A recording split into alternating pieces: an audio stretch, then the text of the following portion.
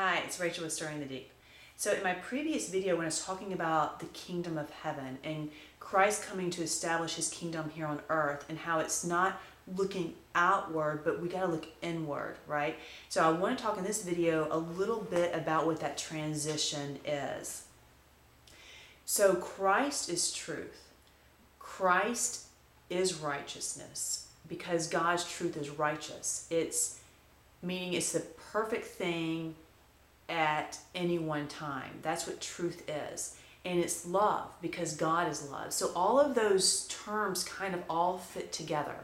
Okay, so what is happening now is you have a choice that's before you, that's always been before you.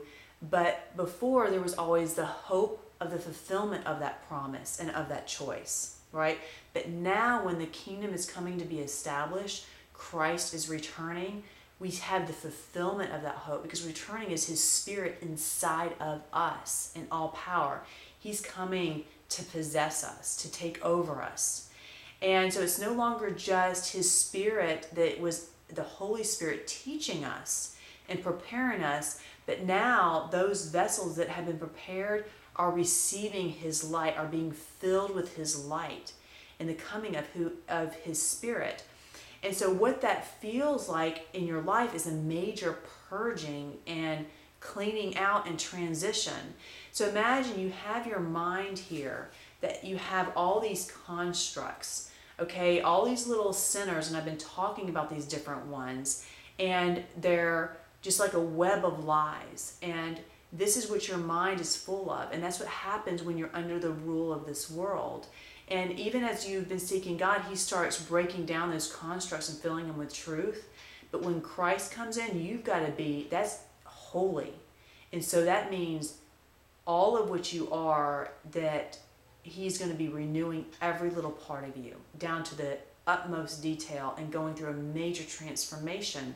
And it's amazing. But it's a serious purging in your life. So he's purging the fear, the control issues, the adulterous spirit that I talked about, the judging spirit that I've talked about. There's every aspect that's not of him, he's purging. And how that happens as you go through situations in your life and his spirit prompts you and says, that's not how I want you to act anymore. This is what I want, right? And so sometimes we just hear that and receive it, and that's what we do. Other things, we go through some kind of trial or discomfort or unrest in our life, and we see, God, why is this? What's going on? Or why am I responding this way? Why do I feel this anger? Why am I having this control? Because I know this isn't of love, because I can feel in my spirit and the angst that it creates. And so as you feel that, because you're going to start feeling that to greater degrees for the lies that are within your mind, and you go to God, then he's going to reveal what those lies are, and he's going to give you the truth. Because we just don't erase ourselves and start over. It's a replacement. It's a renewing. It's an exchange. Because we're thinking we're creative beings. And so what happens is God takes those constructs that we have that are false, and he instills his truth, and he teaches us. This is why you have to be taught by God, because only God knows what you believe and all the lies attached to it. God's constantly showing me those things and been purging them from my life. Okay, see this control issue here? These are all the lies attached to that and how that's manifesting yourself. And now here's all the truth in all those areas. And once that he gives me that truth, those lies can go away. But until I have something to replace them, they'll remain. So if you want outward circumstances to change, then you've got to change your inward mind. But you can only do that by God's Spirit and by the power of his Spirit and by him giving you his faith, which is that ability to believe in the truth, to act on the truth. So this is what's happening. It's sort of like you have this mind, and here's Christ's mind, and he's coming in and he's taking over your mind. But it's a integration that happens like this. And if you are receptive to him coming in, then you're going to integrate very quickly, or much faster than you would if you're being resistant. If you're not listening and you're not heeding that voice, then he's not entering in, and you're staying in that bondage. And But what's going to happen is you're going to find the ways that you used to handle and deal with things, you denied things, suppressed, justified, whatever it was, you're not going to be able to do that anymore, because that friction of his spirit and his power is now here. And that's going to cause friction and restlessness inside of you. And the whole point is so that you will look at those things in your life and realize, oh my gosh, these are lies. These are not of God. I'm creating this pain and this hardship in my life. And I need to embrace the power and the words that God is speaking to my very spirit, and to tune into that. And the more you tune in and follow and obey him, that's how those constructs go strong. So God shows me my lie, then he gives me the truth. I choose to walk in that truth, and I do that by his power and by his grace. And then now I have a new construct and the other one's gone.